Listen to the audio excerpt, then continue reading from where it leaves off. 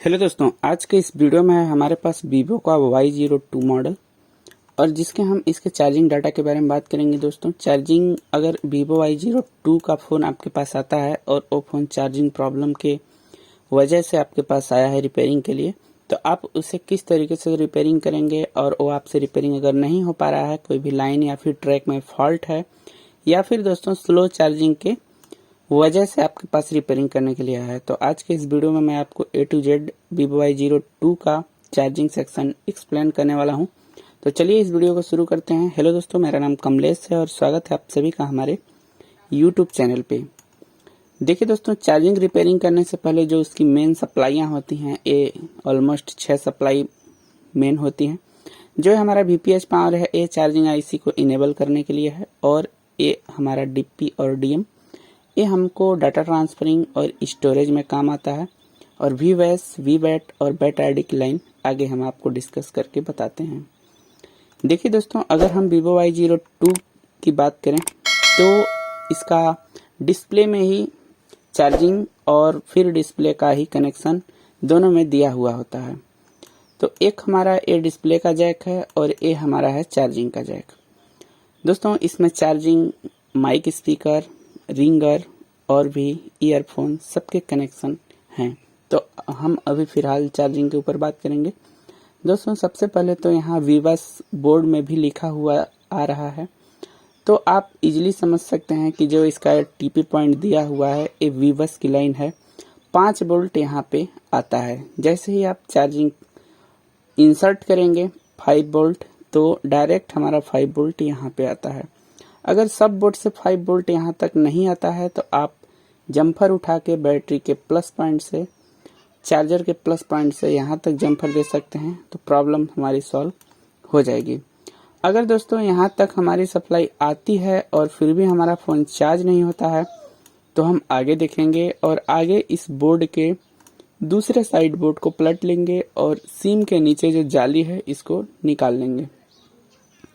अब देखिए दोस्तों, अगर हम बात करें तो ये हमारी मेन चार्जिंग IC है जो कि यही VPH भी जनरेट करती है, और इसका जो नंबर है आपका 41513 है। ये SGM 41513 की IC है और इसका नोच कट पॉइंट इस तरफ है। इसके साथ ही दोस्तों, हम इसके अगर मेन लाइन की बात करें तो ये देखिए, सबसे पहले 5 वोल्ट हमारा इस डाइबोर्ड पे आता है।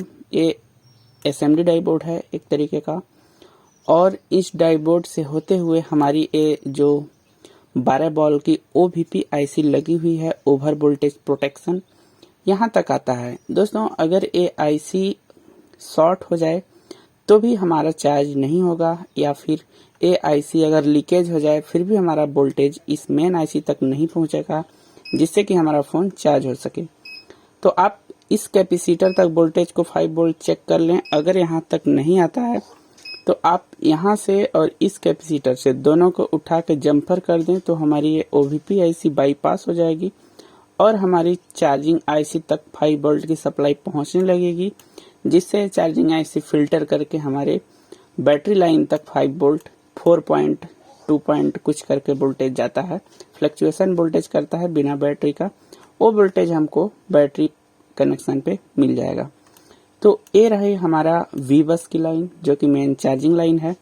और अब दोस्तों, अगर आपके पास स्लो चार्जिंग के लिए फ़ोन आता है तो स्लो चार्जिंग में दोस्तों DP और DM दोनों का मेन रोल होता है, क्योंकि इन दोनों की लाइन कट जाती है या फिर CPU तक प्रॉपर नहीं पहुंच पाती। इसी की वजह से हमारा फ़ोन स्लो चार्ज होता है और हमारे फ़ोन में डाटा ट्रांसफ़र भी नहीं होता है, और भी हम अगर ये DP और DM कट जाए तो हम इसमें सॉफ्टवेयर भी इंस्टॉल नहीं कर सकते हैं। तो देखिए दोस्तों, हमारे प्लस पॉइंट जो हमारा होता है उसके जस्ट बगल का DM होता है, और जस्ट उसके बगल का DP होता है, और उसके बगल का ID होता है।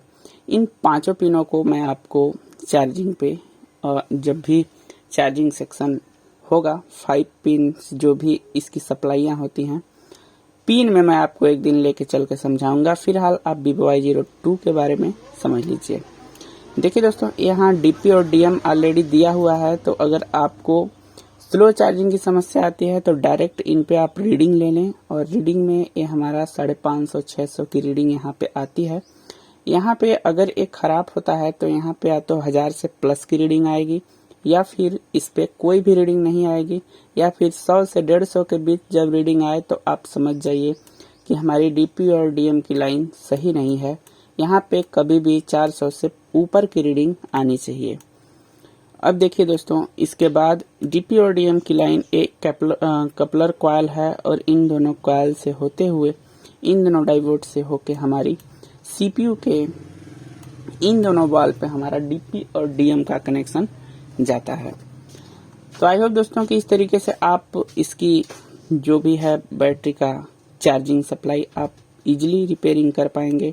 और हाँ, वी बैट की बात करें दोस्तों तो देखिए यहाँ पे इसका वी बैट है, और बैट आईडी ये बैटरी की आईडी लाइन है। अगर बैटरी की आईडी लाइन सही से कनेक्टेड नहीं है तो सारी की सारी सप्लाइयाँ ओके होते हुए भी चार्जिंग में एरर आएगा।